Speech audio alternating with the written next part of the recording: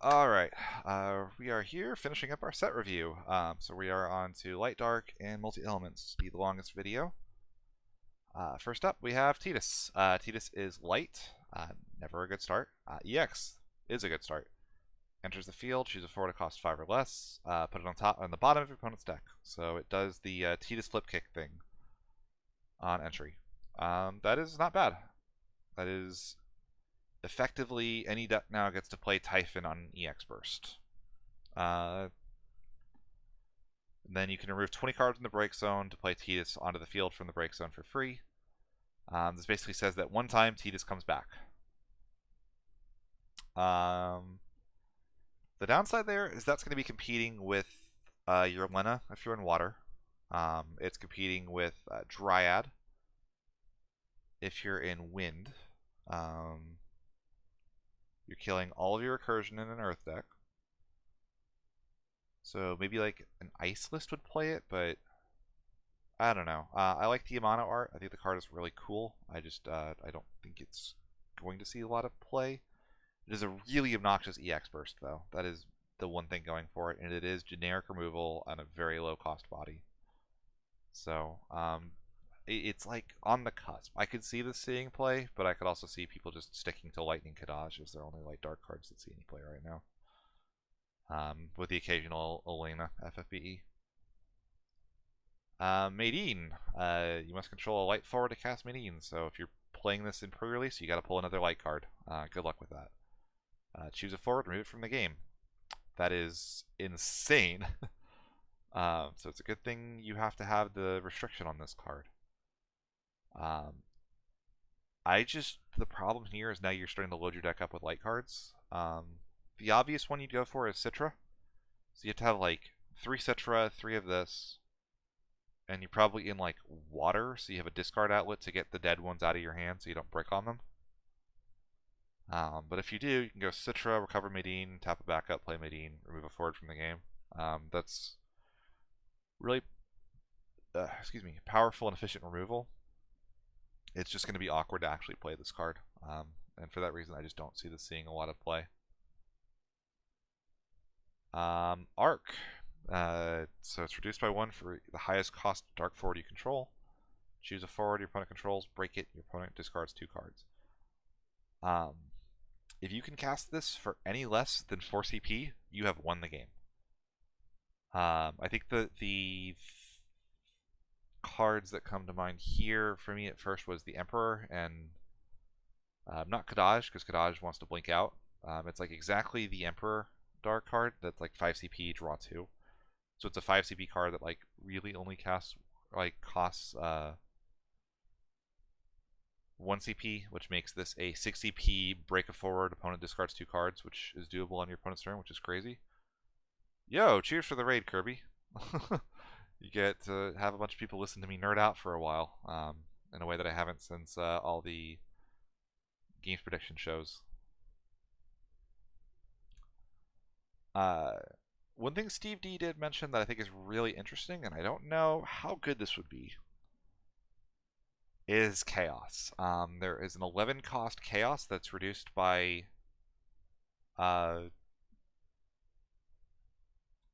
for every element your opponent controls. So if your opponent has a Shantoto, you can go free drop Chaos, free cast Arc, break something, opponent discards 2 cards, which is crazy. That's just hilariously powerful.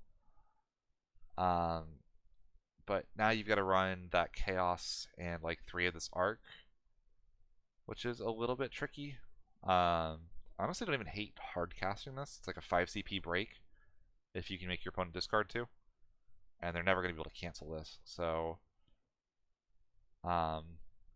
even with that Chaos, if your opponent's on a mono deck, you pay 9 for the Chaos, and then Arc is free. That's not horrible. I'm trying to think like what other like really interesting dark forwards there would be.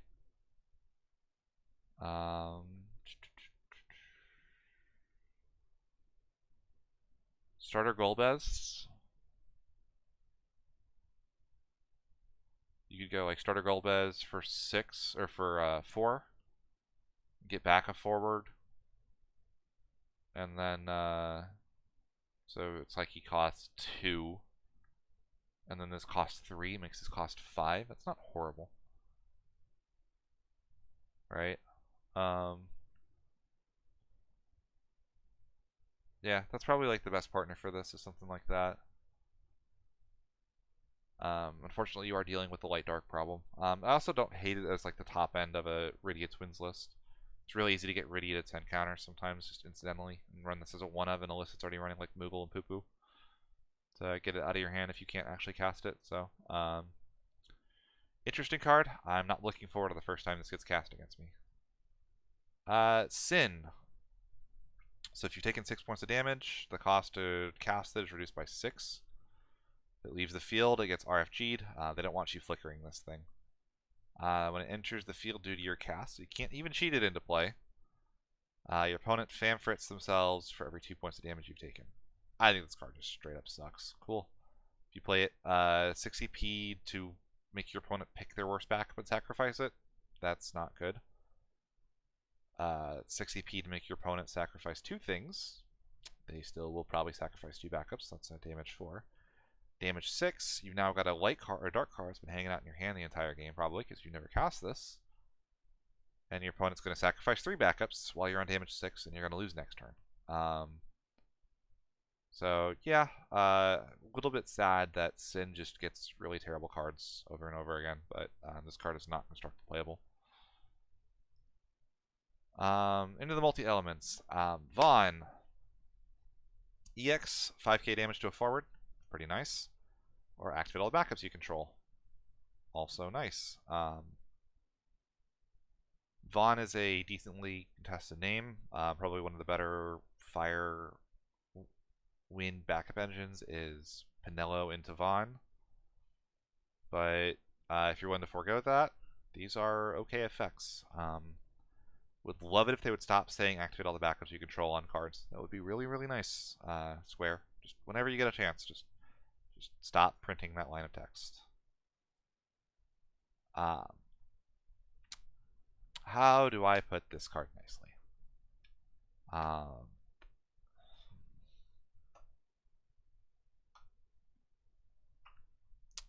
This card is a design mistake.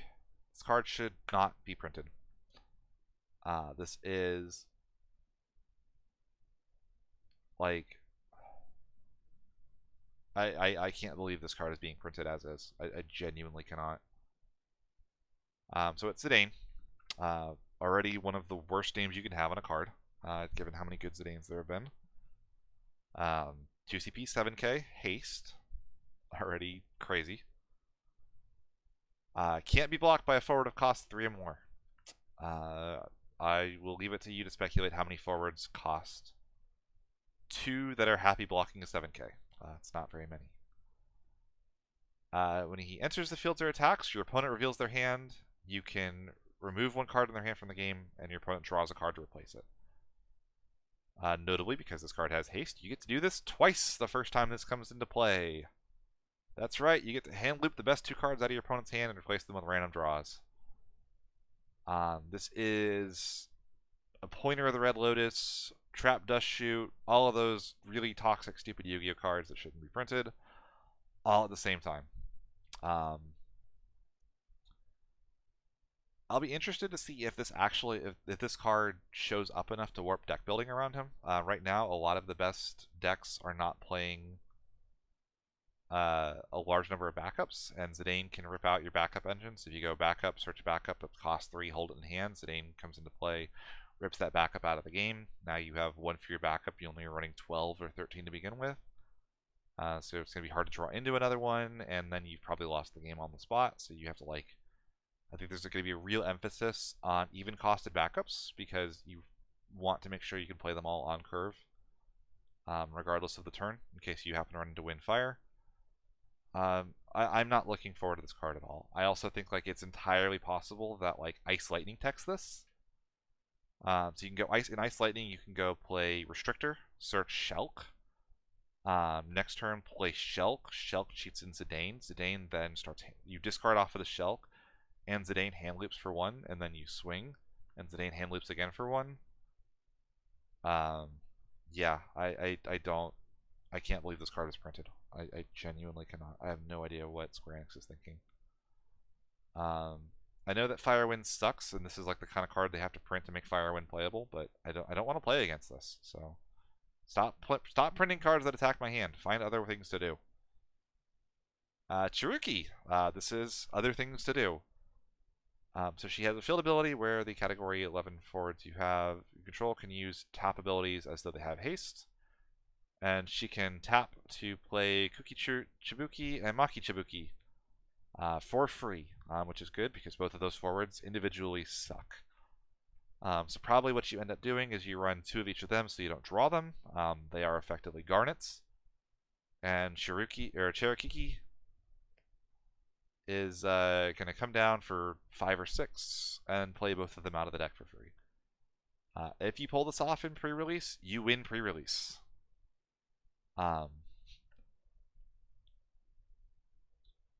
Because you got 3 forwards onto the field that your opponent really can't deal with.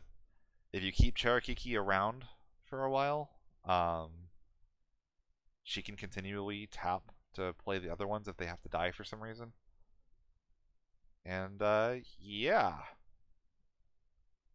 it's 5 CP play 3 forwards from the deck seems pretty solid. I actually kind of laughed because there was a boss deck card that was the Shinra Soldier or Soldier First Class or whatever it was that like searched the other copies of himself and played it onto the field, and that card is actually really good. This kind of is that, but with upside even. The Emperor Warp 2. When he enters the field due to an ability, you can either Mistdragon your opponent or choose a forward and you break stone add it to your hand. Of note, this card is completely generic because you will never play this card for 4 CP, so you always have to play it off of an ability, which the built-in way of doing this is Warp. So Steve was very scathing on this card in his review, and I'm a little bit lighter on it. I think this card actually has a decent amount of potential. I know that like technically there's not a huge benefit to removing your opponent's breakstone from the game, but if you're against water, or mono water opponent, you warp this, you get a big ass forward onto the field for free, and your opponent can never let a Leviathan you because you've just removed 7 cards in their breakstone from the game. That seems decent, right? And if it's not that, if you're in the matchup, warp it, 2 turns later, get a forward back. Kind of pays for itself. I don't think it's great, but if you have a really, really bad mono water matchup, there's a non-zero chance this patches it. It makes them have to actually hardcast their Leviathan, at which point you probably are like in that game and have a chance, right? Which, if a tech card can give you a chance in a bad matchup, I think you take it. I also think there's a non-zero chance this just goes in decks with Vayne, and it's just like another decent generic warp you can do. So I think this card is perfectly serviceable. Prish is a card that is more than serviceable. This card is really good. So when you warp to her, she kind of like punches something for 8k on her way out, and then she comes in, and she dull freezes a forward and a backup on entry. She is both removal, and she is an interruption. The warp is more expensive than playing the card outright, but I don't think you really like care to cast this card outright. Like, it's not a problem. 3 CP 9k that like gets 2 things out of the way is really good. I think Ice Earth is already supremely playable. It's already a very glacial, slow control deck that wants the game to slow down to a crawl. They are more than okay with paying 4 CP to kill exactly one thing and then get something back 2 turns later. I think they will love this card. Ice Earth like practically like is a mill deck at this point, so really, really, really good card. Oh, in addition to Radia, this is my other chase card. I want this full art. Lorcaicus, common, Ice Earth. Cheetah Monster Earth costs 3 and you break stone out of the field. Mira's good. This card is good. Pretty easy. Don't need much more to say than that. Gilgamesh. Warp 1, Haste Brave, and it's got a special. This card is not very good. It is like a decent draft card, and that's about all you can say for it. Cloud. This is an interesting one. So the cost required to cast Cloud is reduced by 2 for each forward or each card you cast this turn. Can't become 1 or less. So it is effectively lock. But instead of being what lock is, you can break 2 forwards. One that's little and one that's big. The big question with this card is, where is it going? Wind, Lightning, Storm has like one other reason to do it, which is exactly Man in Black. Not Man in Black, Hooded Man. Man in Black actually would be fine in a Stormy list as well as like your top end payoff, but I don't really like Hooded Man. If your opponent has any break zone hate and they're like sculpting your break zone with a Kadaj or something, it's just a dead card, which I think feels really bad. I hate the idea of playing bad cards to enable your good cards. I think that is one of the biggest mistakes that players make in Final Fantasy. The place I think this does fit, you're going to be surprised. Ghoul, the Earth Wind player, wants to play another Wind X card. Yeah.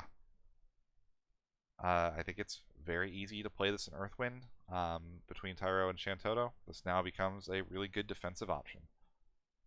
I don't think there's too much more to say than that. You probably want to run a couple copies of it so you can maybe like play a cloud off the cloud. I think 3 CP to do this. Like if you got both breaks, playing this for 6 is actually like really good. Like, we've established that like breaking a forward is costed at about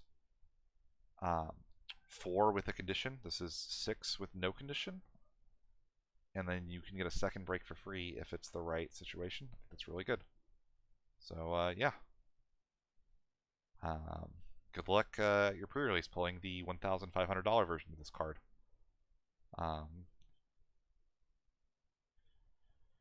Variald, if a guinea pig counter is on him, he dulls all the forwards opponent controls. It's really obnoxious. And you can give him haste by being on damage 3, and then you can get the counter by removing the top 5 counter cards of your deck from the game. Notably, there's no once per turn. There's no Variald can only hold 1 guinea pig counter. Steve has a really interesting concept for a X-Death deck where you go turn 1 Northstalin into Uke, turn 2 play X-Death, or play Varialde, play X-Death, then Varialde remove 15 cards from the top of your deck from the game, and then immediately X-Death is a 10k forward that is Neo X-Death at the end of your turn. That seems really good. How hard is that going to be to assemble? I have no idea.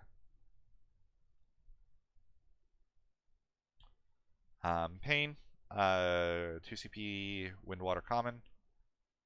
When she enters the field, you have to have 3 or more category 10 characters, or she does nothing. But if she does, then you get to remove 2 cards from the break zone from the game, and then draw a card. Notably, you have to remove 2 cards, so if your opponent has no break zone, you do have to remove your own cards. Not that that really matters, but so that was a kind of funny nombo. She's fine. I don't think she'll see a lot of play, but she's fine. She'll be good in draft. Hilda. So this one's a bit of a miss for me. Category 2, 2 CP. You can tap her to play a Scot from the deck. Spoiler alert, there are no good Scots. Best one is that on damage 3, when it dies, you draw a card. Just draw 2 cards even. But it's off color, which sucks. Draw 2, but it's on damage 3. You can use it as a combat trick, I guess. You can like buff a forward by 3k. And the other one just doesn't really matter. Or she can recur a category 2 forward, but in Wind Water, like, you're not really playing Wind Water Rebels, I don't think. I guess you can. You can like run Joseph to cheat in Furion, then use Hilda to line them up. I just don't see that ever actually happening. So unfortunately, one of again Kobayashi's better arts is just not a card that's gonna be good yet. Maybe someday if we get a good Scott, she'll be good. Yuna, which is our box topper. Um, really unfortunate name. This is the second Yuna box topper. That's a legend forward. Legend forward Gull Wings that cost 3 even. Effectively, she is Typhon as long as your opponent's forward is cost less than or equal to the number of Category 10 characters you control. It's pretty easy to have 4 Category 10 backups. You can go Brother, Shinra, Buddy, Waka, and even Lene. That gives you 5, which means that she Typhons anything up to a 6, but it's a lot of hoops to jump through for a Typhon. Damage 5. She gets to cheat a Category 10 character, cost 6 or less for free. Character's notable, so she can cheat out a backup if they ever print like a Category 6 backup that's like crazy. I guess like this is intended to like play either like the Sin or the Titus from this list or this set, but neither of those are really good enough. It's just kind of a nice handy bonus. Really, I think the big thing here is just like if your deck is really looking for more removal, this is just copies 4, 5, and 6 of Typhon, as long as you're willing to meet some extra little conditions. Let's see, other Category 10 cards. Jekt is interesting.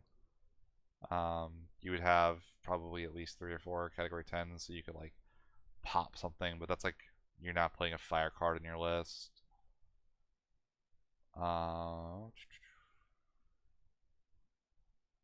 Sin is interesting, of course, but you have to be on. No. Sin is not interesting because you got to cast Sin, so it doesn't even work with Sin. Never mind. Yeah, it's like it's too late for like the Titus Legend if you do that. Yeah, I feel like you just like play a Pain to search another Yuna for when this one dies or something. I don't know. Or like you play Pain to like draw a card and activate your backups and just turn Yuna into also Pain.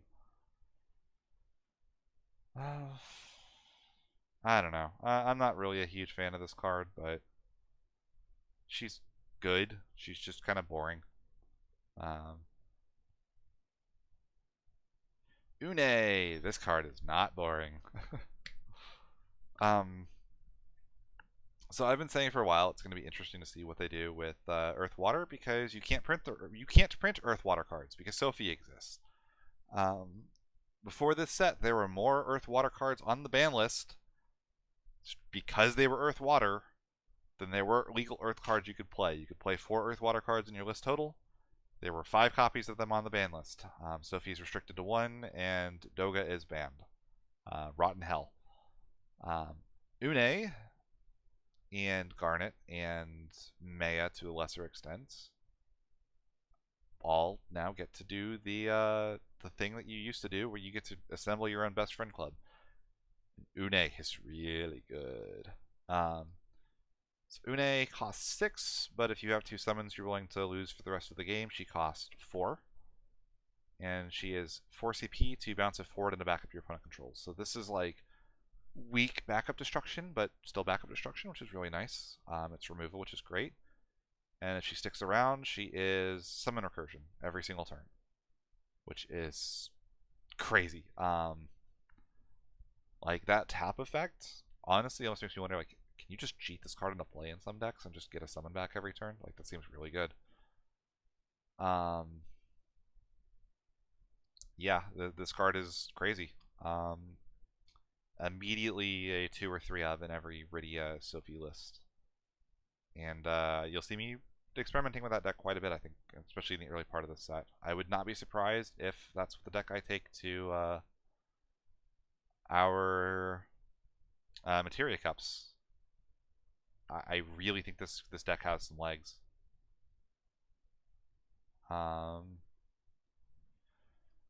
Garnet. Another great card for Rydia. So when she enters the field, you get add a summon. If you warp her, do it twice. 3 CP 8K, Earth Water. Everything about this card is great. The job is fantastic. They could have made this a princess instead of a summoner, and she would have been significantly worse. So she's searchable off of Ico, which is a card you're already playing in Rydia. Now Ico can search a water card, which is really nice. There's a weird effect in Rydia Turbo lists where the best thing you can do is turn 1, Sarah into Kolka. And then turn 2, you'll go Rydia into Porum. And you have, like, you keep 2 cards in hand at that point. But, like, the Rydia doesn't necessarily have enough to do, right? So what might be the play pattern instead is you go turn 1, Sarah Kolka. Turn 2, Warp Garnet. Do nothing else. Turn 3, Rydia, Ursula, Yang, or Sophie, or whatever else, right? Or Rydia, Porum. And then you should have a couple summons in hand, maybe an Amaterasu, maybe a Titan, maybe a Mist Dragon to protect your field with, right? And then you get to the next turn, and then Garnet's going to come in and she's going to replenish the 2 summons that you got back. You're going to get back probably like the Sildra that you cast with earlier in the game, and you're going to get back like an Amaterasu or something, and the game just is probably over at that point. You can then Sildra for Lena, Sophie. If you haven't seen Sophie yet, play the Sophie. Sophie now is, assuming you have Rydia, Garnet, and Sophie on field, and I guess you'll have the Lena. Sophie's now a 12k, and Sophie's dealing points of damage. Rydia has all the fuel she could ever need to protect herself and the rest of her friends.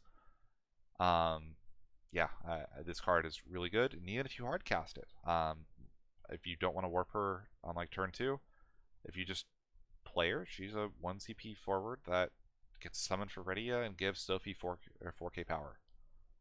I saw this card and my like eyeballs popped out of my skull. Like I did like the cartoon character Goo Goo Gaga face. Like, oh my god, I can't believe this card is this good. And this was a common. Lastly, we have Maya. I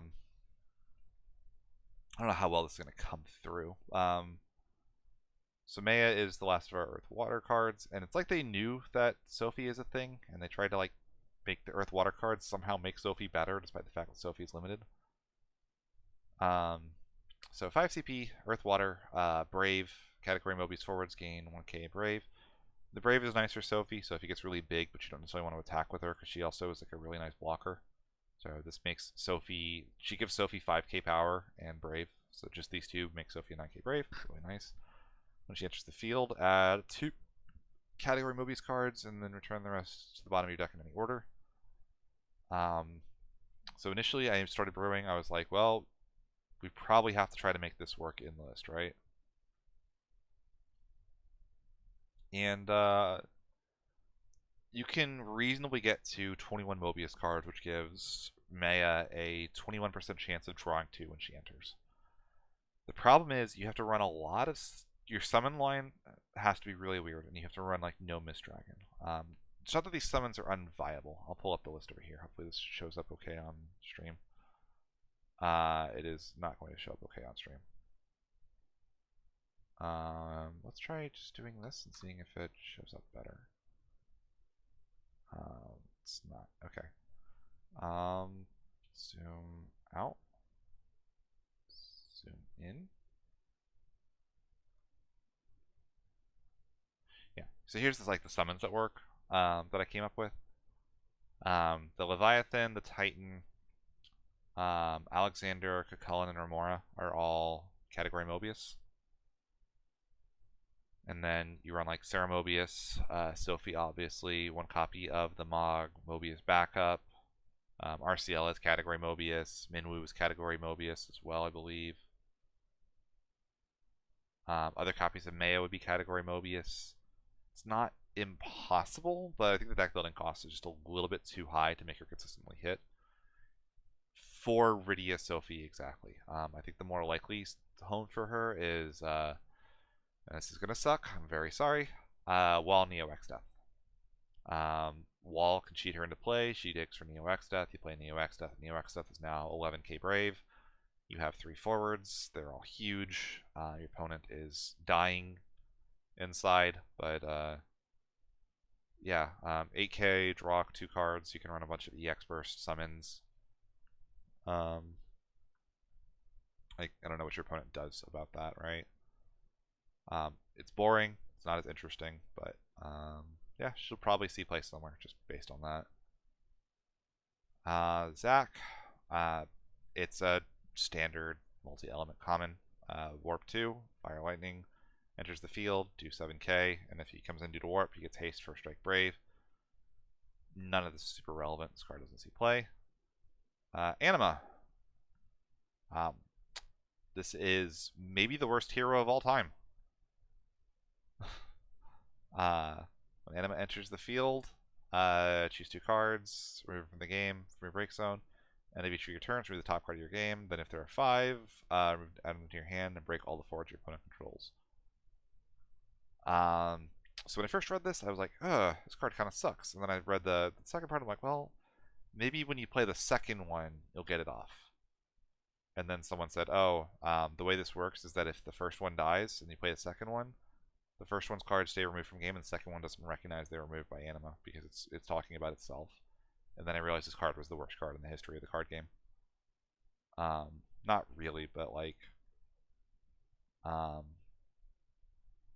there's so many stupid things about this that it's genuinely really funny.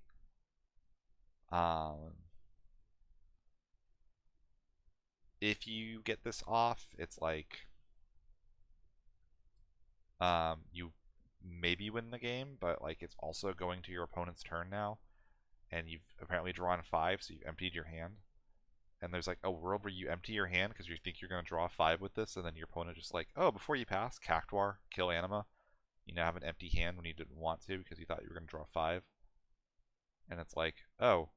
The other funny situation that I thought was hilarious was the idea that like you play Anima and you get to 4 cards removed from the game, and then on the 4th, the last turn before they passed you, they play Melusine and they steal Anima, and then they get all the cards that were removed by Anima's effect to their hand and wipe your field, which is just pure comedy.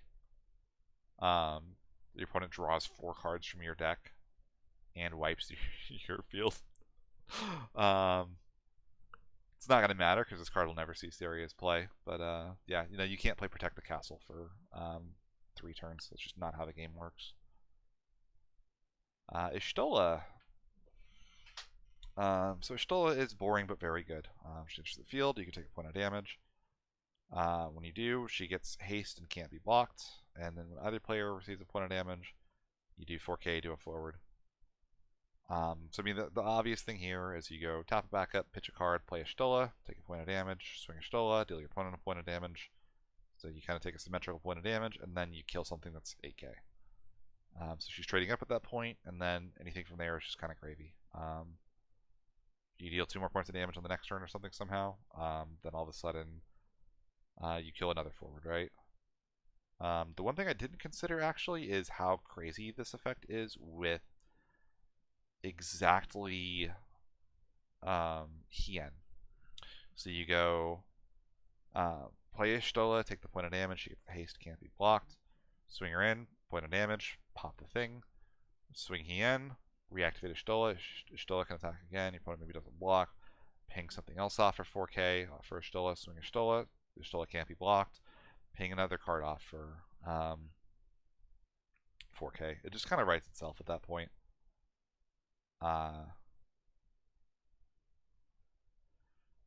So you do have to get enough category 14 cards on the field, but there was that like really weird Xenos that like reveals a certain number of cards at the top of your deck. In Lightning, that Lightning Y'shtola is one of the best board wipes in the game still. I think it's still the only good board wipe in Lightning, so there's like, well, other than Cherry Blossom, but like this is special fodder for that. She'll find a home in Megissa, if nowhere else. We're going to start this, go full circle. Talk about Megissa again at the end. Ice Water. So weirdly, we've got a weird push for Ice Water category 6, which has never been the category 6 color, but I digress. Mog 6 can be free. Reduced by 1 for every category 6 character you control. When he attacks, all the forwards you control gain first strike to the end of the turn. kind of nice if a little slow. And then when damage 3, when Mog 6 enters the field, you dual freeze a character, draw a card. All good text. I think this card is maybe just a little bit awkward. I don't think it's that hard to get category 6 characters to make this card free. I think you could even play this in Fire Ice category 6 and just use it to swarm. It's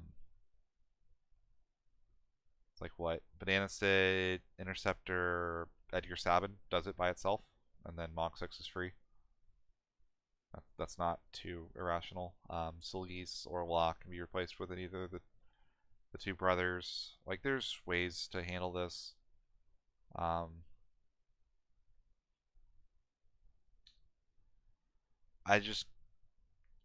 not sure about the fact that its effect is damage 3. I kind of wish you could like swap those and have like the dull freeze and draw on entry, and then like damage 3 gets the first strike to your whole field. Shadow Lord, another one of the actually good commons. When it enters the field, your opponent discards, you draw. Effectively, it's a it's a 2 CP forward by mathematically 2 CP 9K. Can't complain too much. It's not a name; it's contested in ice or water. Yeah, it's perfectly serviceable. Realm, I love this card. This is the card that finally got me to buy foil Terras. So when Realm enters the field, you get one of two actions. You can choose a monster your opponent's break zone, play it onto your field. Your opponent is going to have monsters in their break zone. That is the way the game is played. You pitch cards to play other cards. Sometimes the cards you pitch have to be monsters. I don't really think it's great if you're just like stealing a blue worm, but like stealing a Typhon, you get like the best removal in the game. God forbid they play like they have a Luminous Puma in their break zone, and you just like steal that. It becomes like draw 2 at that point. Some other really funny ones that would be great to steal. Stealing a Tomos would be really fun. Stealing Biblos could be good. Stealing a Scale Toad would be really funny. Like, no, you're doing the Ice Earth thing now. Second effect, during this turn, you get a double cast on your next summon of cost 4 or less. Clearly in set, this is meant to be paired with the Shiva, but it's also really good with the Leviathan. The other thing I think this is the best Terra card since Moschery was printed. So those that aren't in the know, I think that the 5-cost Terra from Opus 15, or sorry, 4-cost Terra from Opus 15, is the most powerful card in the game without a true home. It is just insane how good that card can be. I've before played it, locked my opponent's entire back line and 4 forwards, and dared them to do something about it. And it's all at instant speed. I've played her off of 4 backups, revealed 4 summons, and she says dull freeze 4 characters, which is crazy. That's kind of like a turn skip at that point. The cost is that she is an ice card that cares about summons, and there are 0 good ice summons. The best one in that deck was freaking Carbuncle, as stupid as that sounds. So I'm going to be doing everything I can to stick this Realm and that Terra in the same list and make it work. For a while I was trying to Terra in like an Icewind Storm list, and unfortunately she's a little bit redundant now with Sid Hayes and Melvin. There's just too much backup blocking anyway, so why do you need more? But I think she's definitely got a home, and I think that like Ice Water was the other likely place for her, just because she really likes cheap cantrippy summons, and Water has a lot of really good summons that are very cheap and very good. Sounds great to go like play Realm, cast Sildra, search 4 cards out of your deck, and then also freeze 2 backups and freeze 2 forwards. Like, that's insane, right? Like, it's just a matter of like, can we get that to line up consistently enough? I don't know. I will have to try it and see. And once Octagon updates and I can get enough of this all tested out, I will let you all know. Last multi-element card is Warrior of Light. You can only pay with CP from backups to cast him. Haste, First Strike, Brave. When he enters the field due to cast, you activate all your backups and draw a card. So he does the Hooded Man or the Pain thing, where he is effectively replacing himself in every way. And then he can tap himself to do 5k, so he basically attacks or blocks as a 15k forward. This card is really good, if a little strange. I think there's a lot of like unintended consequences of having a 5-element or 4-element card. One of my favorite being that you can now play Gilgamesh from last set, Cascade into this off of any of the Cascade backups that aren't in the other color you're wanting to play. Pitch this for CP, and now Gilgamesh is 4 CP, break a 5 cost or less. By just removing a Lightning card and Warrior of Light. There's also nothing saying you can't cheat this card into play. I think there's a very decent chance this becomes a payload in Leo. Leo's already like trying to cast stuff like Leviathan, all these other really hard things. This card doesn't say that you have to pay with CP to cast him. If you can reduce his cost to 0 somehow, or cast him without paying the cost, then you can cast him off of Leo. So yeah, I think Leo runs him as a payload. I think that he might cause a resurgence in Fusoya if somebody figures out like the right way to cascade Earth into Fire, into Wind, into whatever. Maybe like Thornton into Northstalin. Northstalin gets like a Wilty that cascades into an Earth card. I don't know. Like, I don't know what the actual combination of cards is.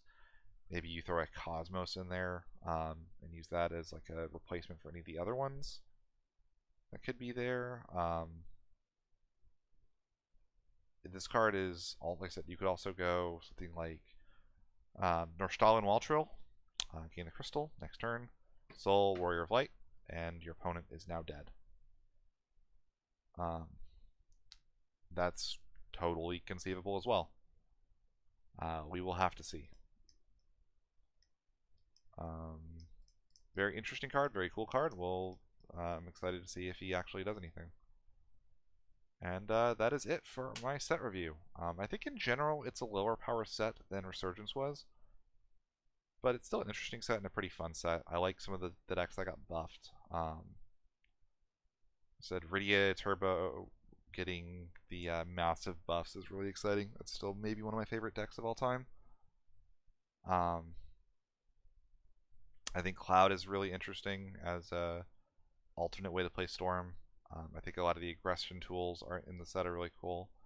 I am not excited to see Vayne and Theodore become a thing. I think that is just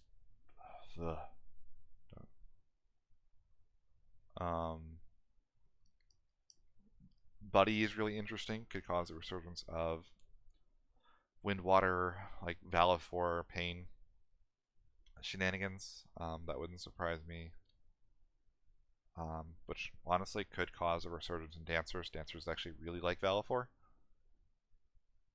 Valifor plus Pinello basically instantly kills anything.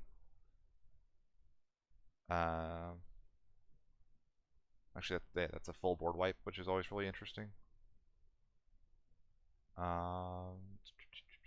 What other really interesting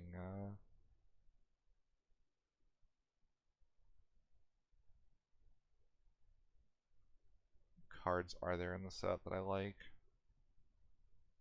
I really want to see Sarah Mobius and see if that card is actually as good as I think it could be. I'm not excited to see Zidane. The card seems completely toxic in every way. Especially because I think we're going to see him cheated into play a lot as like the new best 2 CP forward you can cheat in off of like a Phoenix or a Shulk.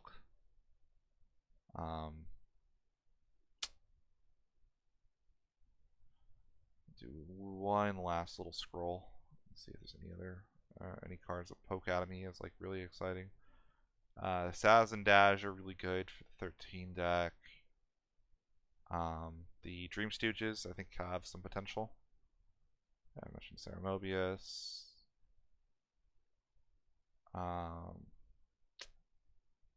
This whole cycle of backups I think might actually be the new best standard unit backups in the game, which is really cool. Sophie, I think, is absolutely ludicrous. I think that card is extremely slept on at the moment. Barrett's really cool. Very, very helpful for Barrett. Let's see, like Barrett, Riku being a deck.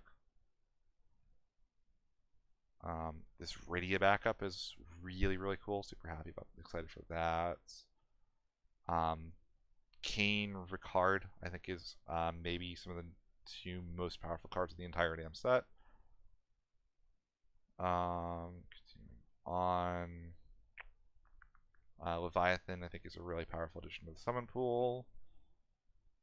Tonberry is crazy for a common. If anybody finds ways to consistently cheat casting Arc, that card will be really good. Prish, I'm really excited to see in person. I want to see this card in foil so bad. Chiruki looks really fun. Garnet Une, I'm really excited for. Realm, I'm really, really excited to see. It's an interesting set. I think it's fine. Thank you all for hanging out. Hope you guys enjoyed it, and I will see you guys next time.